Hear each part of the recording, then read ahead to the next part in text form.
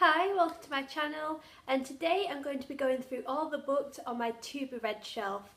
Now, as you can see up here where I normally keep the books that I need to read, there's no books. That's because they're all down here ready for me to go through.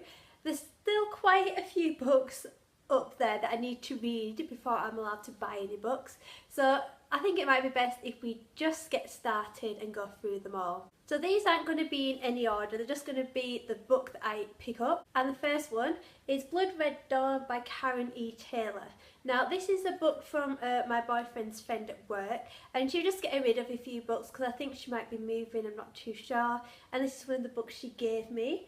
Now I'm not quite sure what it's about. I know it follows two vampires and I think they run a hotel and they use the guests there to obviously drink their blood. I think that's what it is.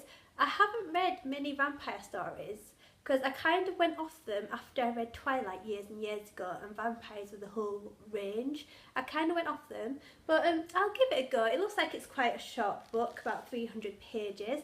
And I do want to broaden my horizons. Maybe getting back into vampires might be one thing I might do. But I'm going to give this a go, not sure when. I'll probably save it for October. Obviously Halloween, might read it then. Another book is How to Kill a Mockingbird by Harper Lee. I don't really have to go through this, all of you should know what it's about. But last time I read this was all the way back in secondary school, I think, for GCSE, so I was about 16. That's almost 10 years ago I read this book. And obviously when you read stuff in school, you don't really like it because you're forced to read it.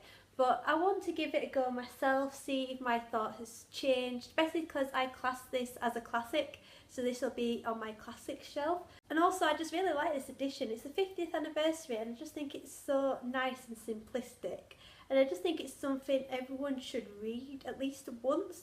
Next one is An English Ghost Story by Kim Newman. This one is I picked up a while back when I went to Forbidden Planet and they had a signed edition. Let's just see where it's signed. There you go. And I thought it was interesting. I wanted to get into a bit more kind of horror-y kind of thing. So this, like the vampire book, might be saved until October. I think this is about a family who moved down to Somerset and I think their house just ends up being haunted. I think that is basically it.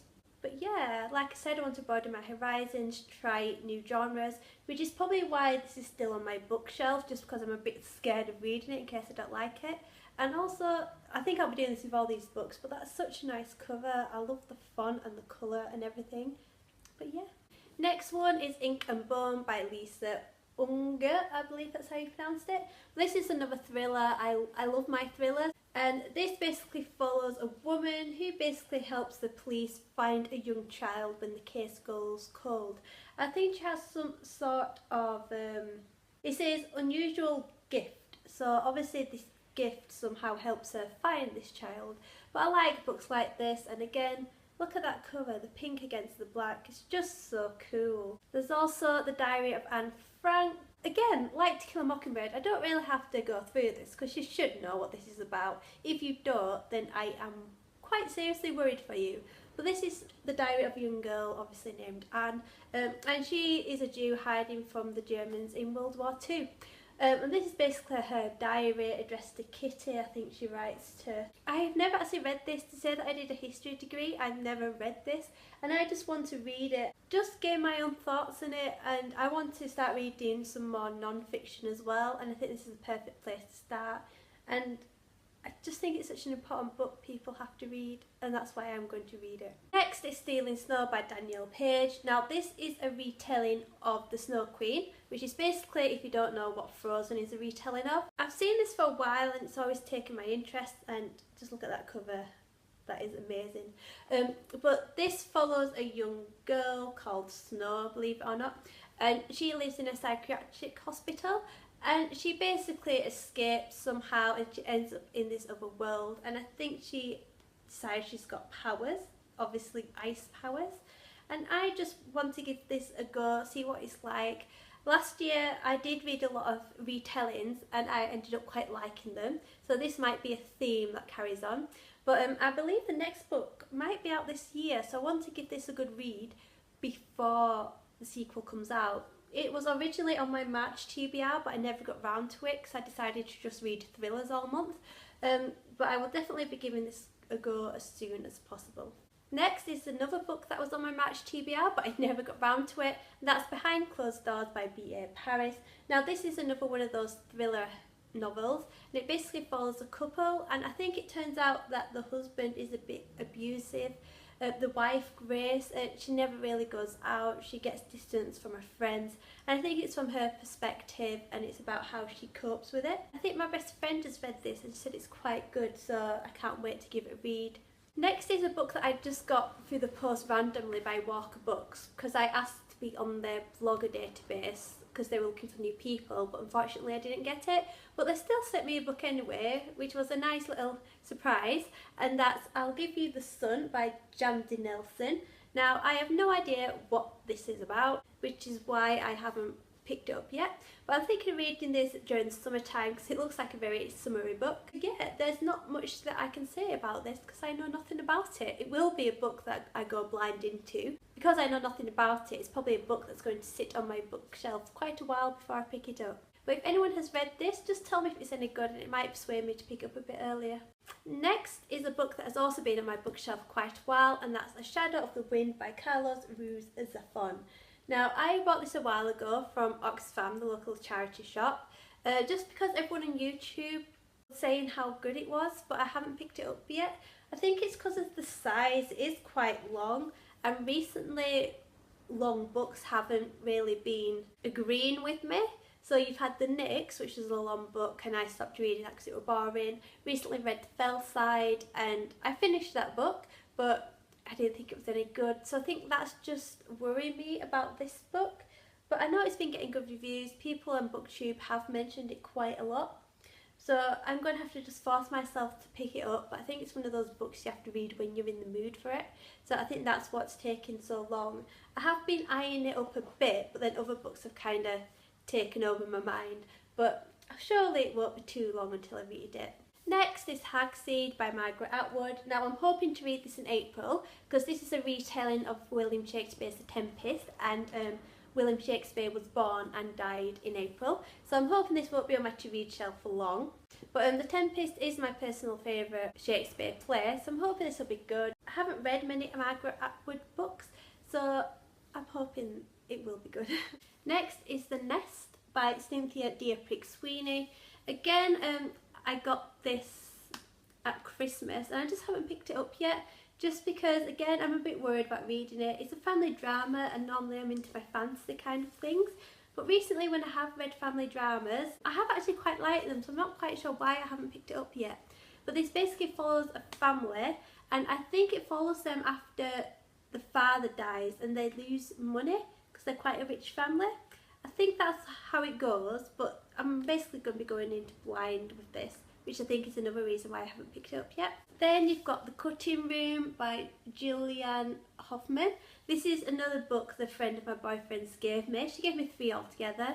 And this is another thriller, but again, not quite sure what it's about. It's probably going to be on my bookcase for quite a while. I'll probably only pick it up when I have to. I believe it's about a detective searching for a serial killer, and I do kind of like those books. It kind of reminds me of the Cormoran Strike novels Robert Galbraith / J.K. Rowling writes, so I think I will pick this up when I'm in the mood for it. One thing you notice about this is that I do have quite a lot of thrillers and crime novels on my bookcase. I think I'm just going to have another month of crime, because I thought I'd get them all over in March, but I've still obviously got quite a lot left. The next book is Broken by Karen Slaughter. Now this is the last book my boyfriend's friend gave to me, and again I know nothing about it. All I know is that it looks like a crime thriller novel, and again, like the other one, I will probably just have to pick it up when it comes to it because I'm not quite sure what it's about. Next is All the Ugly and Wonderful Things by Bryn Greenwood. I got this for Christmas. It was on my to be read list on Book Depository, but I actually can't remember what it's about. This is a recurring theme, isn't it? A beautiful and provocative love story between 2 unlikely people and the hard-won relationships that elevates them above the Midwestern meth lab backdrop of their lives. So I'm hoping it will be interesting. I do keep eyeing it up recently, but other things just get my attention. Next, it's a novel that I'm really excited to read, and that is Before the Fall by Noah Hawley. This caught my attention because it's about, well, basically a plane crashes, and I think it follows the people on that plane after it happens and trying to work out which one of them caused the plane to crash. Now this is quite interesting for me because I hate flying, so I don't know whether this book will put me off flying even more or it'll get me over that fear, but I'm hoping this will be good. I think I might pick it up fairly soon, but also just look at the cover, that's a really nice cover, and I think this was in the Goodreads awards. I think most of these books were, to be honest, but I can't wait to give this a read. And the next one is The Underground Railroad by Colson Whitehead. Now I am quite excited to read this. I love my historical fiction, and this year I don't think I've read any historical fiction. I read The Boy in Striped Pyjamas, so that's technically historical fiction, but this, I believe, The Underground Railroad is how slaves escaped, I think. I didn't do much about this in history. I did do a bit about slavery, but we didn't go into this. I hope this is interesting. I am wanting to read more about this time period because normally my historical fiction stays with World War II. I kind of need to go further back and learn a bit more, but I can't wait to give this a go, and I think this might be a book I might pick up soon. Now we are on to my series. I'm leaving these for last just because I want to get all my single ones out of the way so that I can buy the other books in the series and just read them straight after each other. So the first one, I already have the first two books, I need to wait for the second book, and that's The Red Queen and Glass Sword by Victoria Aveyard. Now these two were bought by my best friends for Christmas, and like I said, I just haven't picked them up yet because I know The King's Cage is being released, so when that comes out in paperback I'll buy that, and then I can just read all three straight after each other. But again, like I said, I am on a book buying ban, so I'm not allowed to buy that book until I've read all my single fiction. But I can't wait to read this, and also I think the covers are so cool. I'm not quite sure what it's about. All I know is something about red blood and silver blood and a girl becomes a queen. That's all I know, which is really bad. But it sounded interesting, and I just thought I'd give it a go, and my friends just bought me the first two books for Christmas. Next series I have is The Lunar Chronicles, and I've got Cinder. This was bought to be by a Secret Santa that I did. And again, I just really want to buy all the other books and then read them one by one. All I know is that these are basically fairy tale retelling set in the future. So you've got Cinder, which is a retelling of Cinderella. We've got Winter, which is Snow White. You've got Cress, which is Rapunzel. And I think you've got Red Riding Hood, but I don't know what that one's called. And it doesn't say in here, so I can't tell you.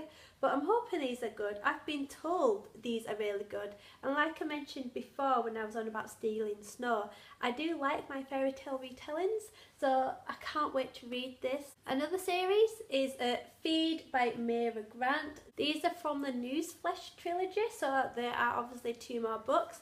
And this is basically a zombie apocalypse told by bloggers, which is what got me interested. I haven't read many zombie related books just because I watched The Walking Dead and it gave me nightmares. So zombies are kind of not my kind of thing, but I thought this is apparently meant to be a bit funny as well. So I'm wanting to give this a go, and like I said before, I want to broaden my horizons. So again, I've had this book for quite a while. It's been probably like almost a year I've had this book, but I just haven't come around to it. But again, I just want to buy the other two books so I can just read them one after another. And thankfully the last book, so I'm looking at the time of this and it's going 17 minutes, which is quite long for me. It's Empire of Storms by Sarah J Maas, and this is obviously the Throne of Glass series. I don't have any of the other books, I've just got Empire of Storms, because as you can probably see it's a signed edition, which I will show you. I saw it and I thought, I like Sarah J Maas, I like the A Court of Thorns and Roses series, and obviously I do need to read Throne of Glass because everyone is on about Throne of Glass, and there's a TV series starting and I will probably watch that TV series. And also the covers are just so good. These are one of the few covers where I actually prefer the paperback UK versions rather than the American hardback editions. I just think they're so cool and kind of simplistic, and I like them. So again, I will obviously have to buy the first few books before I read this. So I probably might save this until last, or I might read it first just so I can get all the books and then get it out of the way. But yeah, I honestly can't wait to read this. Everyone's going on about it and I just haven't read it yet, and I just feel like I'm missing out. But yeah, this will be read. So yeah, those are all the books on my to be read shelf, and like I said, I need to read all of these before I can start buying any books. So it will take quite a while. I haven't bought any books this year yet. The only books I've really bought are the ones that I've pre-ordered in January, and I think I've been doing quite well. February I brought no books. So far in March I've brought no books. I will be buying books in May because obviously Court, Wings and Ruin is out and I have to buy that book. And then after that you've also got A Dark Duet, which I have to buy that book. But I have been doing quite well and I'm quite proud of myself, to be honest. But yeah, this video is now coming to 20 minutes long, so I'm going to have to wrap up and say I will see you later with a new video. Bye!